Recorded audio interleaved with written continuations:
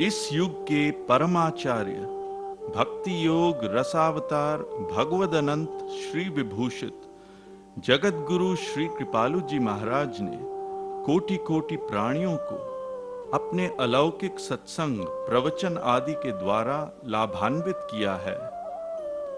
इनका रसमय सत्संग ब्रजधाम के उस उच्चतम दिव्य भाव की प्रत्यक्ष अभिव्यक्ति है जो पूर्ववर्ती शतशः महारसिकों ने सैकड़ों वर्षों से प्रकट किया था।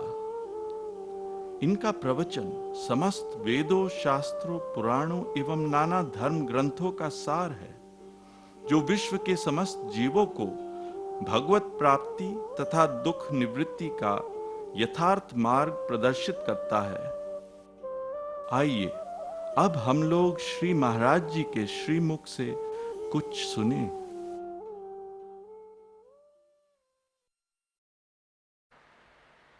कदा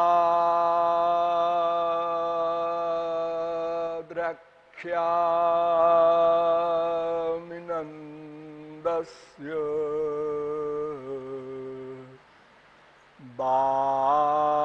बालकं नीपमालकम्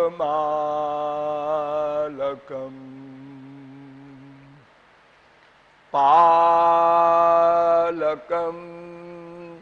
सर्वसत्त्वानां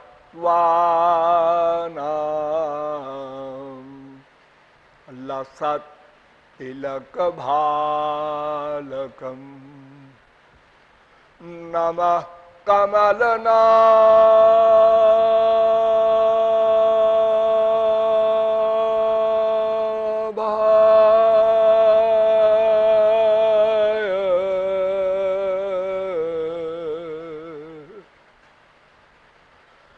नमः कमलमालिने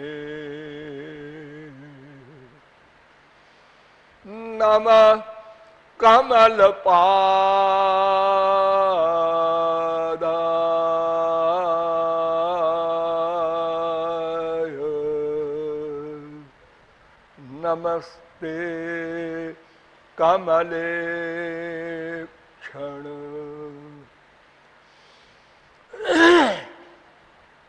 यो ब्रह्माणं विदधाति पूर्वं यो वै वेदांश्च प्रहिणोति तस्मै तग्वं हा देवमात्मबुद्धिप्रकाशं मुमुक्षुर्वै शरणमहं प्रपद्ये। नंद नंदन पादारविंद युगल ध्यानावधानार्थियों, नियमानुसार थोड़ी देर हरि नाम संकीर्तन कर लीजिए, पश्चात कुछ कहा सुनी होगी। भज गिरिधर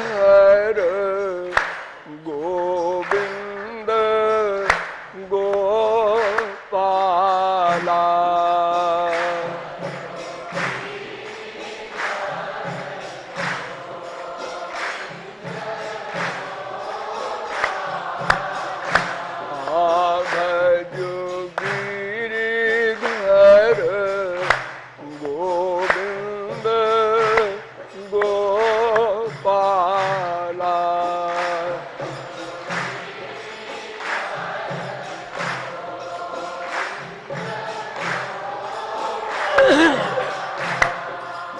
भजो गिरिधर गोविंद गोपाला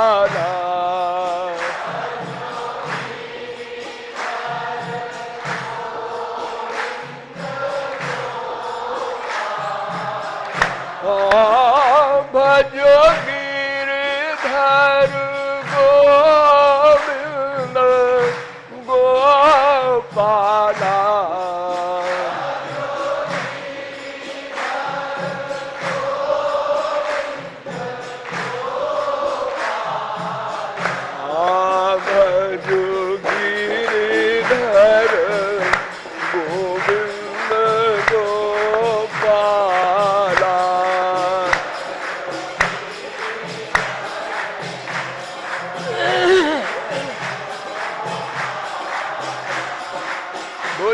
लाडली लाल की। अब आप लोग सावधान हो जाएं। पिछले 2 प्रवचनों में मैंने आप लोगों को बताया कि परतत्व भगवान श्री कृष्ण है। वेदों, शास्त्रों, पुराणों के द्वारा सिद्ध किया कि उनसे परे कुछ भी नहीं है और वे ही एकमात्र सृष्टिकर्ता, सृष्टि पालन करता, सृष्टि संहार करता है। दूसरे प्रवचन में मैंने जीव तत्व का निरूपण किया कि जीव भी भगवान की ही भांति अनाद्य अनंत शाश्वत है और भगवान की शक्ति है, अतएव उसको अंश कहते हैं। और उसका अंतर भी बताया कि श्री कृष्ण में अर्थात भगवान में और जीव में क्या क्या ऐक्य है और क्या क्या भेद है। इसलिए भेदा भेद संबंध माना जाता है जीव का भगवान से। किंतु अंततोगत्वा आपको ये बताया गया कि जीव भगवान का नित्य दास है, जैसे जीव का दास ये शरीर है। अब जीव का ब्रह्म से मिलन कैसे हो, इस पर विचार करना है।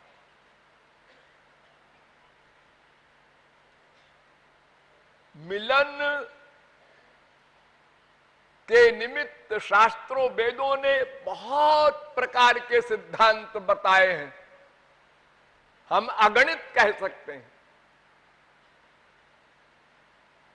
किंतु वे सब भगवान से मिलाने वाले नहीं हैं, भगवान की ओर कुछ दूर ले जाकर छोड़ देते हैं। जितने भी सिद्धांत या मत हैं हमारे विश्व में, सब भगवान की ओर तो चलते हैं, किंतु कुछ दूर जाकर समाप्त हो जाते हैं। तो चलिए पहले वेदों में, वेद कहता है कि उपासते पुरुषम जे ह्यकामास्ते शुक्र मेत दतिवर्तन्ति धीराः। वे बुद्धिमान मनीषी धीर लोग माया से उत्तीर्ण हो सकते हैं जो कामनाओं का त्याग करके भगवान की उपासना करते हैं, भक्ति करते हैं। यस्य देवे परा भक्तिर यथा देवे तथा गुरौ तस्यैते कथिता ह्यर्था प्रकाश्यन्ते महात्मना। फिर वेद कहता है कि केवल भक्ति से ही जीव का मिलन ब्रह्म से होगा और जैसी भक्ति भगवान से हो वैसी ही भक्ति गुरु से भी होनी चाहिए, कंपलसरी है। फिर वेद कहता है भक्तिरेवैनम नयति, भक्तिरेवैनम पश्यति, भक्तिरेवैनम दर्शयति, भक्तिवशः पुरुषः भक्तिरेव भूयसी। केवल भक्ति, एव शब्द का प्रयोग संस्कृत में जहां भी होता है उसका तात्पर्य है केवल। केवल भक्ति से ही जीव और ब्रह्म का मिलन हो सकता है और कोई मार्ग है ही नहीं। क्यों जी? इतने बड़े वेद में तो ये कहा गया है कांडत्रयात्मको वेदः, 3 कांड हैं वेद में। कर्म कांड तो 90% है और उसके बाद ज्ञान कांड है और थोड़ा सा उपासना कांड, भक्ति कांड है। 3 कांड है। और आप कहते हैं केवल भक्ति से ही जीवात्मा परमात्मा का मिलन होगा। हाँ, वेद कह रहा है भक्ति रेव, केवल भक्ति। जिसने वेद न पढ़ा हो तो उन्हीं भगवान की वाणी गीता है, उससे समझ लो। मामेव ये प्रपद्यन्ते माया में ताम तरंति ते, एव शब्द लगा दिया। तमेव शरणं गच्छ सर्वभावेन भारत, एव शब्द लगा दिया। सर्वगुह्यतमं भूया शृणु में परमं वचः। प्राइवेट में प्राइवेट बात सुन अर्जुन। मन मना भो मद भक्तो मद्याजी माम नमस्कुरु। सर्वधर्मान परित्यज्य मामेकम एकम एकम शरणं व्रज। अनन्याश्चिन्तयन्तो माम, अनन्य, अन्य में कहीं मन न रहे 0.1% भी। अनन्य चेता सततम यो माम स्मरति नित्यशः तस्याहं सुलभा। सुलभा, मैं सुलभ हूं। भक्त्या माम अभिजानाति यावान यश्चास्मि यादृशः। भक्ति से ही मुझे कोई जान सकता है, पा सकता है, मुझ में लीन हो सकता है। न हम वेदैर न तपसा न दानेन न चेद्यया भक्त्या त्वनन्यया शक्य अहमेवं विधोर्जुन। केवल अनन्य भक्ति से ही मुझे कोई प्राप्त कर सकता है।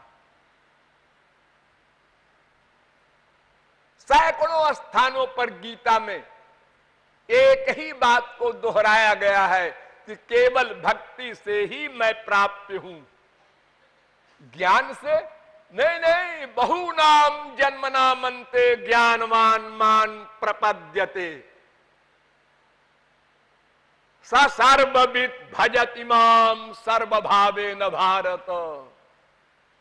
ये सब गीता के बात। और किसी साधन से भगवान नहीं मिल सकते, और सब सामान मिल सकता है संसार का। ये गीता के जो वाक्य हैं, ना हम वेदैर न तपसा, ये सब वेद के अनुवाद है। वक्ता तो एक ही है। नायमात्मा प्रवचने न लभ्यो न मेधया न बहुना श्रुतेन यमे वैश वृणुते तेन लभ्यस्तस्यैष आत्मा विवृणुते तनुग्वम स्वम। वेद कह रहा है। और भागवत तो भक्ति ही भक्ति है भरी। भक्त्या हमें कया ग्राह्य, एक भक्ति से ही मैं ग्राह्य हूं। नमाम साधेत योगो न सांख्यं धर्म उद्धव न स्वाध्याय तपस्त्यागा। कोई मार्ग नहीं। तपस्विनो दान परायशस्विनो मनस्विनो मंत्र विदस्तु मंगला। क्षेमं न बिंदन्ति विनाय दर्पणम तस्मै सुभद्र श्रवसे नमो नमः। भागवत। तस्मात् त्वमुद्धवोत्सृज्य चोदनां प्रतिचोदनां प्रवृत्तञ्च निवृत्तञ्च श्रोतव्यं श्रुतमेव च मामेकमेव। एक भी लिखते हैं, एव भी लिखते हैं। हाँ, इतना बड़ा जोर दे रहे हैं। अरे एक लिखना ही पर्याप्त है। महामेकम शरणम ब्रज गीता में लिखा है। वेद व्यास ने कहा अभी एकम में नहीं समझेंगे लोग, तो मामेकमेव शरण महात्मानम सर्वदेहिनाम। केवल भक्ति। उद्धव ने प्रश्न किया भगवान से कि अनेक प्रकार के मार्ग वेदों में हैं, शास्त्रों में है, पुराणों में है, संतों ने बताए हैं, तो बड़ा कंफ्यूजन होता है साधारण व्यक्ति को, कौन सही है कौन गलत है। आप निराकरण कीजिए, क्योंकि आपके सिवा और कौन वेद का ज्ञाता है। वेद कृत, वेद विद, वेद वेद्य, ये तीनों भगवान ही हैं। वेद को प्रकट करने वाले, वेद का वास्तविक अर्थ जानने वाले, और कोई नहीं जान सकता। ब्रह्मा नहीं जान सका। तेने ब्रह्म हृदय आदि कवये मुह्यन्ति यत् सूरया।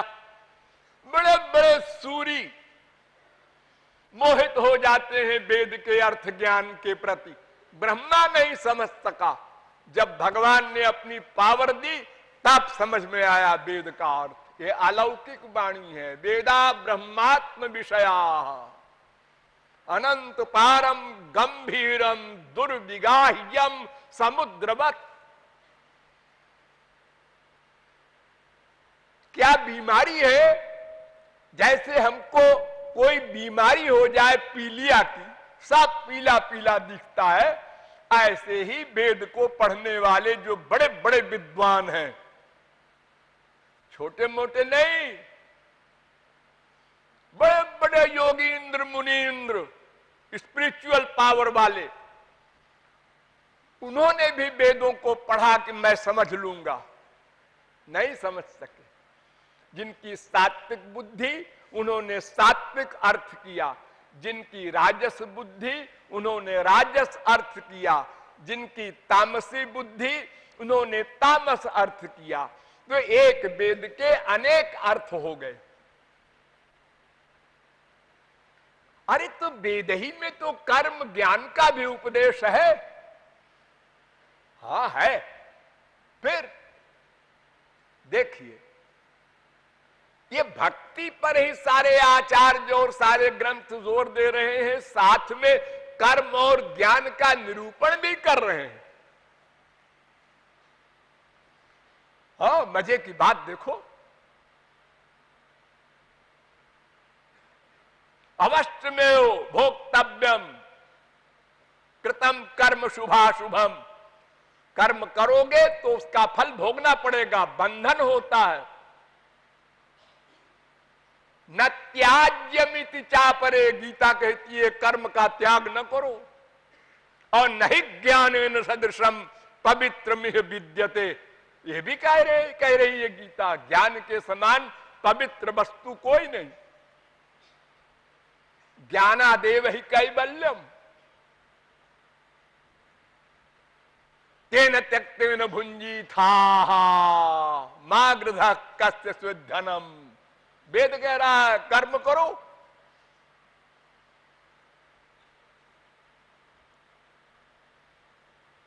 अच्छा, रामायण से समझ लीजिए। रामायण में पग पग पर एक ही बात लिखी है कि साधक सिद्ध विमुक्त उदासी। ध्यान दो, विमुक्त शब्द लिखा है तुलसीदास जी महाराज ने। विमुक्त, भागवत में कहा गया, ये निरविंदाक्ष विमुक्त मानिनस्त्वय्यस्त भावाद विशुद्ध बुद्धया आरुह्य कृच्छ्रेण परम पदम ततः पतन्त्यधोनादृत युष्मदंघ्रया। तो साधक सिद्ध विमुक्त उदासी, कवि कोविद कृतज्ञ सन्यासी, योगी शूर सुतापस ज्ञानी, ज्ञानी भी आ गया, और धर्म निरत कर्मकांडी भी आ गया, और पंडित विज्ञानी। ताराई ना बिनु से ये मम स्वामी राम नमा।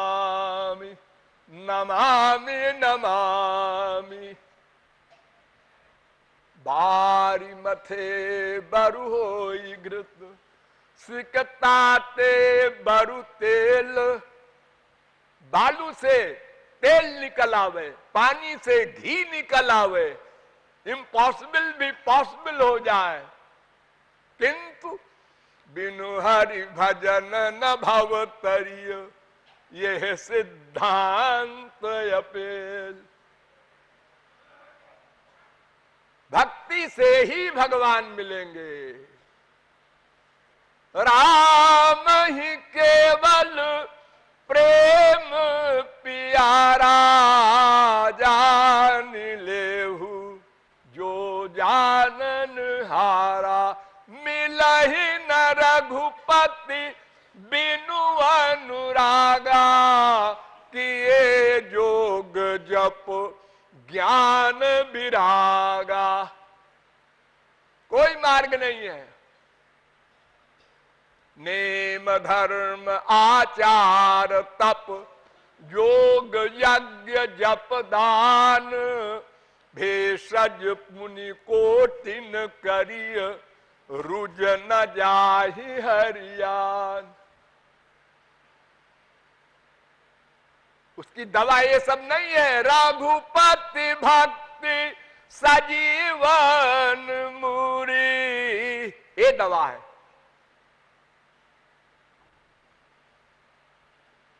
और बड़ी सरल दवा, अत्यंत सरल। कहु भक्ति पथ कवन प्रयासा, जोग न जप तप मख उपवासा।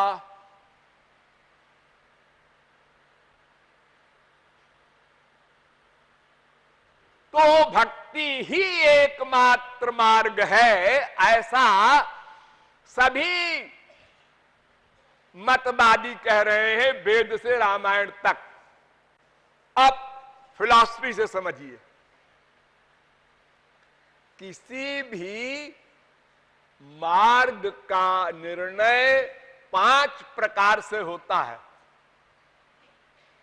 दर्शन शास्त्र के द्वारा समझा रहे हैं, ध्यान देना। प्रथम अन्वय। अन्वय माने जिससे लक्ष्य की प्राप्ति होना निश्चित हो। दूसरा व्यतिरेक, जिसके बिना लक्ष्य प्राप्ति न हो सके।